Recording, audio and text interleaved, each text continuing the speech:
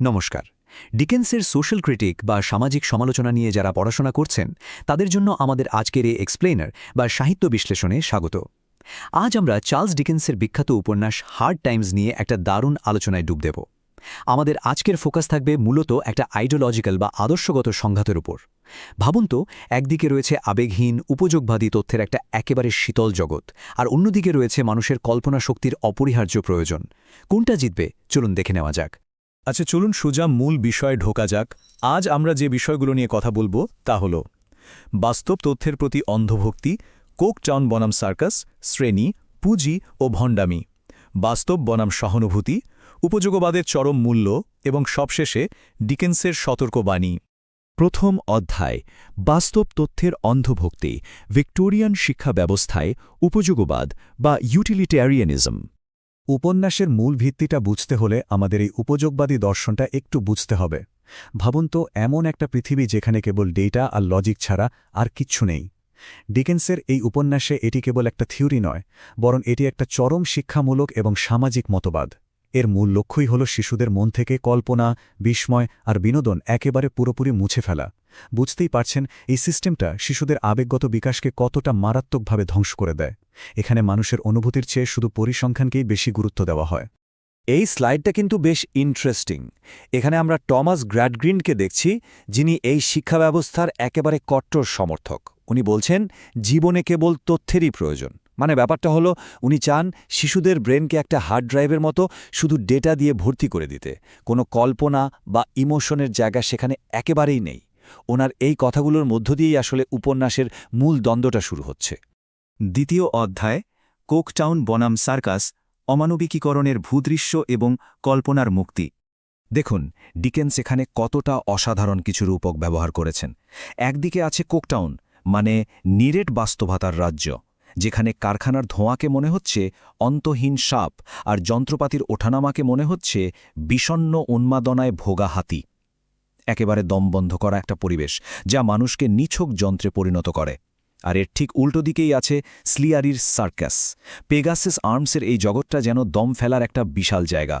খাঁচায় বন্দি হাতির বিপরীতে এখানে আছে উড়ন্ত ঘোড়া বা পেগাসাস। এটি একঘেয়েই শিল্পায়নের জীবন থেকে একটা দারুণ পালানোর পাথ, যেখানে আছে আবেগ, রং আর কল্পনার চরম স্বাধীনতা।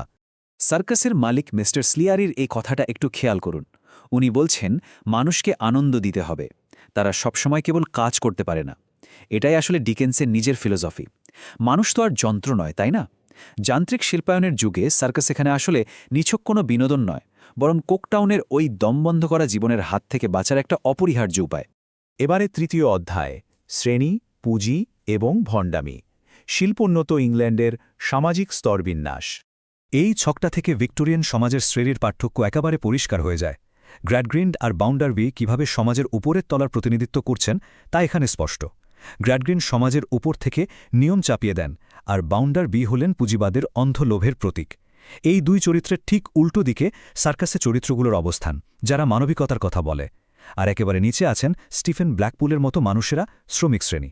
কারখানার মালিকদের কাছে এরা মানুষ নয়, কেবল কাজ করা যন্ত্র বা হ্যান্ডস। জোসিয়া বাউন্ডারবির চরিত্রটা খেয়াল করলে দেখবেন উনি পুঁজিবাদী মধ্যবিত্তের ভণ্ডামির সবচেয়ে বড় উদাহরণ। উনি সারাক্ষণ নিজের অভাবের শৈশবের কথা বলে বেড়ান, নিজেকে স্বনির্ভর বলে জাহির করেন।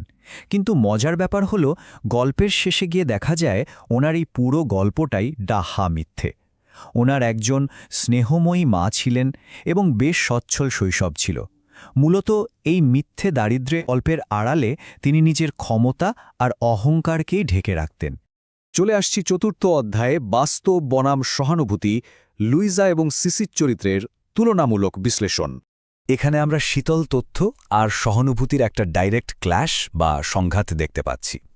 একদিকে গ্র্যাডগ্রিন্ডের মেয়ে লুইজা, যাকে ছোটবেলা থেকে কেবল তথ্য গিলিয়ে বড় করা হয়েছে, যার ফলে সে আবেগহীন, নিজের অনুভূতি প্রকাশে পুরোপুরি অক্ষম আর একটা প্রেমহীন বিয়েতে আটকে আছে। ঠিক এর বিপরীতে আছে সিসি জুপ, যে কিনা লুইজার একেবারে ডাইরেক্ট ফয়েল বা বিপরীত চরিত্র। সার্কাসে বড় হওয়া সিসি হয়তো পুঁথিগত বিদ্যায় পিছিয়ে, কিন্তু তার মধ্যে রয়েছে হৃদয়ের প্রজ্ঞা, গভীর সহানুভূতি আর প্রবল কল্পনা শক্তি। ক্লাসরুমে সেই বিখ্যাত দৃশ্যটা একবার ভাবুন। বিটচার নামের এক ছাত্র যখন একটা ঘোড়াকে স্রেফ দাঁত আর খুর দিয়ে বৈজ্ঞানিকভাবে সংজ্ঞায়িত করে, তখন সিস্টেম খুব খুশি হয়। কিন্তু সিসি জুপ, সে ঘোড়াদের সাথে বড় হয়েছে, সে ঘোড়াকে চেনে ভালোবাসা আর জীবনের অভিজ্ঞতা দিয়ে। উপযোগবাদের মাপকাঠিতে সিসি হয়তো ফেল করেছে, কিন্তু বীরজারের মতো তার ভেতরের মানবতাটা মরে যায়নি। তার এই সহানুভূতিই তাকে স্পেশাল করে তোলে। পঞ্চম অধ্যায়, উপযোগবাদের চরম মূল্য, গ্র্যাডগ্রিন্ডের মতাদর্শের উপসর্গ এবং পতন। লজিক আর তথ্যের নামে মানুষের আবেগকে গলা টিপে মারলে কি হয়? টম গ্রেডগ্রিন্ডের জীবনটাই তার সবচেয়ে বড় প্রমাণ। ছোটবেলায় তার কাছ থেকে সব আনন্দ, সব কল্পনা কেড়ে নেওয়া হয়েছিল। ফল কি হল? বড় হয়ে সে জুয়ায় জড়ালো, ব্যাংকে চুরি করল, আর স্টিফেন ব্ল্যাকপুলের মতো একজন নিরীহ শ্রমিককে ফাঁসিয়ে দিল। শেষমেশ তাকে সেই সার্কাসেই আশ্রয় নিতে হল যে সার্কাসকে তার বাবা দুচোখে দেখতে পারতেন না। টমের এই মর্মান্তিক পতন আসলে তার বাবার সেই আবেগহীন দর্শনেরই চরম ব্যর্থতাকে চোখে আঙুল দিয়ে দেখিয়ে দেয়। আর লুইজার এই কথাটা শুনলে তো গায়ে কাঁটা দিয়ে ওঠে। এই মানসিক সংঘাতে আমি আমার ভেতরের ভালো সত্তাটাকে ধ্বংস করে একটা দানবে পরিণত করেছি। একটা প্রেমহীন জীবনের চাপে লুইজা যখন সম্পূর্ণ ভেঙে পড়ে তার বাবার কাছে এই কথাটা বলে, তখন সে জানায় যে তার ভেতরে আর কোনো অনুভূতিই বেঁচে নেই। এই মানসিক বিপর্যয়টাই মূলত টমাস গ্র্যাডগ্রিন্ডের সারা জীবনের লালিত দর্শনের ইমারতটাকে হুড়মুড়িয়ে ভেঙে দেয়। তো পুরো আলোচনা থেকে এই একটা প্রশ্নই বারবার আমাদের সামনে উঠে আসে, একজন মানুষ কি কেবল তথ্যের ওপর নির্ভর করে বেঁচে থাকতে পারে? কি মনে হয় আমাদের? ডিকেন্স কিন্তু বারবার বলেছেন, একেবারেই না। ষষ্ঠ অধ্যায়, ডিকেন্সের সতর্কবাণী, হার্ড টাইমসের চিরস্থায়ী প্রাসঙ্গিকতা। আসলে হার্ড টাইমস হল মানুষের কল্পনাশক্তি হারিয়ে ফেলার বিরুদ্ধে একটা বিশাল সতর্কবাণী বা কশনারি টেল। চরম উপযোগবাদী নীতির পরিণতি কতটা অমানসিক হতে পারে তা আমরা এই পয়েন্টগুলো দেখলেই বুঝতে পারি। এটি শিশুদের মানসিক বিকাশকে ধ্বংস করে, শ্রমিকদের যন্ত্রে পরিণত করে, আর সমাজে তৈরি করে একটা দমবন্ধ পড়া শ্রেণীভেদ। স্টিফেনের মতো সৎ মানুষের মৃত্যুর জন্য এই সিস্টেম দায়ী। কোকটাউনের এই ব্যবস্থা সমাজ থেকে দয়া, মায়া, বিবেক সবকিছু একেবারে শুষে নেয়। অনেক দেরিতে হলেও টমাস গ্র্যাডগ্রিন্ড শেষে তার ভুলটা বুঝতে পেরেছিলেন। তিনি বুঝেছিলেন শুধু মাথার প্রজ্ঞা বা লজিক দিয়ে জীবন চলে না, হৃদয়ের প্রজ্ঞারও সমান প্রয়োজন আছে। এটাই ডিকেন্সের মূল মেসেজ। একটা সুন্দর আর সুস্থ সমাজ গড়তে গেলে বাস্তব তথ্য আর মানুষের সহজাত সহানুভূতির মধ্যে ব্যালেন্স রাখাটা একদম মাস্ট। শেষ করার আগে একটা কথা বলে যাই। আজকের এই আধুনিক যুগে যেখানে আমাদের জীবন ডেটা, মেট্রিক্স আর অ্যালগরিদম দিয়ে চলছে, সেখানে আমরা কি মিস্টার সিলিয়ারির সেই সতর্কবাণীটা ভুলে যাচ্ছি না? মানুষ তো আর সারাক্ষণ কাজ করার জন্য তৈরি হয়নি, তাই না? আমাদের আবেগ আর কল্পনারও খুব প্রয়োজন।